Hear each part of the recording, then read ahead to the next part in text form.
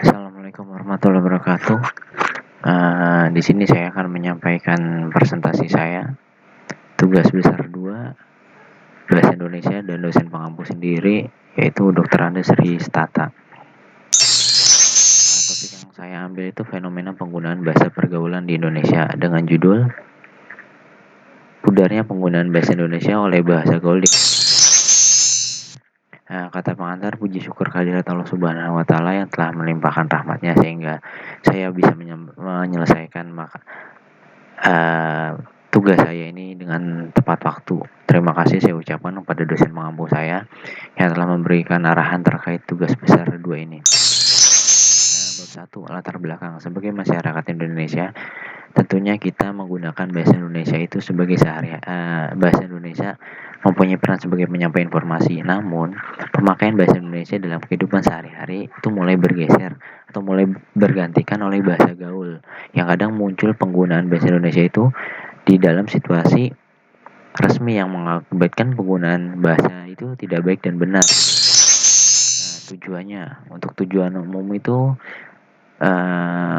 untuk memeriksa pemakaian bahasa gaul di dalam dialog remaja Indonesia di dalam kehidupan remaja gitu, khususnya mengetahui ciri-ciri bahasa gaul, mengetahui faktor dan dampak dari penggunaan bahasa gaul di kalangan remaja. Penelitian ini diharapkan meningkatkan mutu bahasa Indonesia agar tidak tergesa. Rumusan masalah, mengapa remaja sering menggunakan bahasa gaul dibandingkan bahasa Indonesia sendiri gitu?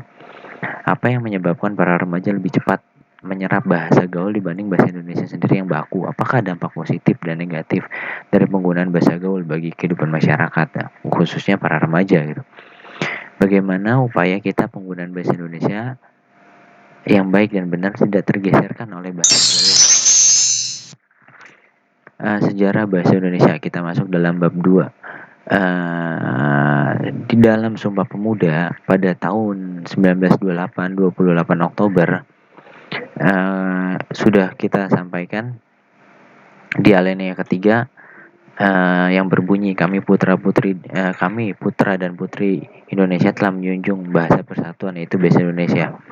Bahasa Indonesia adalah yang terpenting di kawasan Republik ini, sehingga dengan menggunakan bahasa Indonesia secara baik dan benar berarti kita menjunjung tinggi bahasa persatuan yang dikerarkan dalam Sumpah Pemuda. Pengertian bahasa gaul. Bahasa gaul merupakan salah satu cabang dari bahasa Indonesia sebagai bahasa untuk pergaulan. Istilah ini muncul di akhir-akhir 1980-an. Pada saat itu bahasa gaul dikenal sebagai bahasa para bajingan atau anak jalanan, disebabkan arti prokem dalam bahasa pergaulan atau preman. Menurut Mulyana 2008, bahasa gaul adalah sejumlah kata atau istilah mempunyai arti yang khusus, unik, menyimpang atau bahkan bertentangan dengan arti lazim ketika digunakan oleh orang-orang dari subkultur tertentu. Di sini kita masuk tabel contoh bahasa Indonesia yang diubah menjadi bahasa prokem. Aku atau saya menjadi gue, gua. Yang kadang ditulis juga gue, gua, gue, kamu. Diubah menjadi lu, lo. Kadang ditulis juga lo, lu, lw gitu. Penatlah menjadi capek deh. Benarkah menjadi emang benar? Tidak, enggak, tidak peduli, emang gue pikirin. Ciri-ciri bahasa gaul. Ciri-ciri bahasa gaul itu kita malah langsung masuk ke poin yang kedua, compounding, 2 kata atau lebih yang telah digabungkan menjadi satu kata yang baru. Abbreviation, suatu kata diciptakan mengambil inisial atau huruf dari beberapa kata sehingga huruf-huruf tersebut menjadi kesatuan. Onomatope, pembentukan kata menyerukan suara. Generation of proper names, mengembangkan kata sebutan dari aslinya gitu. Faktor-faktor pendukungnya, adanya bahasa gaul ditandai dengan menjamur di internet, di sosial media, di media elektronik maupun media kalau media cetak jarang ya, seringnya di media elektronik. Dampak dari perkembangan zaman yang emang modernisasi, terus apalagi sekarang sosmed juga udah mulai menjamur, dan itu juga salah satu tantangan terberat kita karena bahasa pergaulan juga banyak di sana gitu. bahasa gaul terhadap bahasa Indonesia itu sendiri itu eksistensinya terancam tersingkirkan, bukan tersingkirkan sih, kayak tergilas oleh bahasa gaul gitu loh.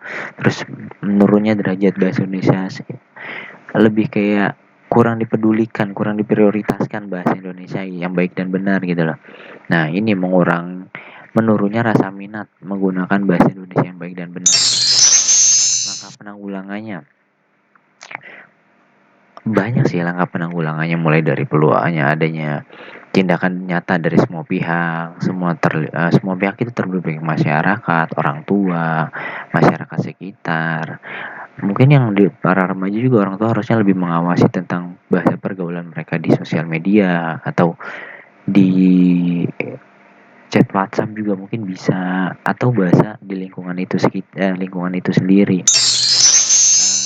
Bab ketiga, penutup. Nah, dari semuanya itu bisa kita simpulkan banyak dari kalangan remaja menggunakan bahasa gaul akibat dari perkembangan zaman yang mengalami kemajuan baik dari dunia pendidikan maupun teknologi. Gejala ini banyak menghambat pertumbuhan dan perkembangan bahasa Indonesia yang dianggap sebagai penyimpangan terhadap bahasa. Kurangnya kesadaran untuk mencintai bahasa negara sendiri dampak pada tergilasnya atau lunturnya bahasanya Indonesia dalam pemakaian di tengah kehidupan masyarakat, terutama di kalangan remaja.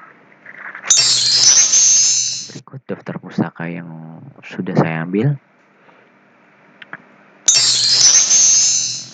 Oke, sekian dari saya. Terima kasih. Apabila ada yang kurang berkenan dari tutur kata saya mohon maaf yang sebesar-besarnya. Billahi taufiq hidayah. Wassalamualaikum warahmatullahi wabarakatuh.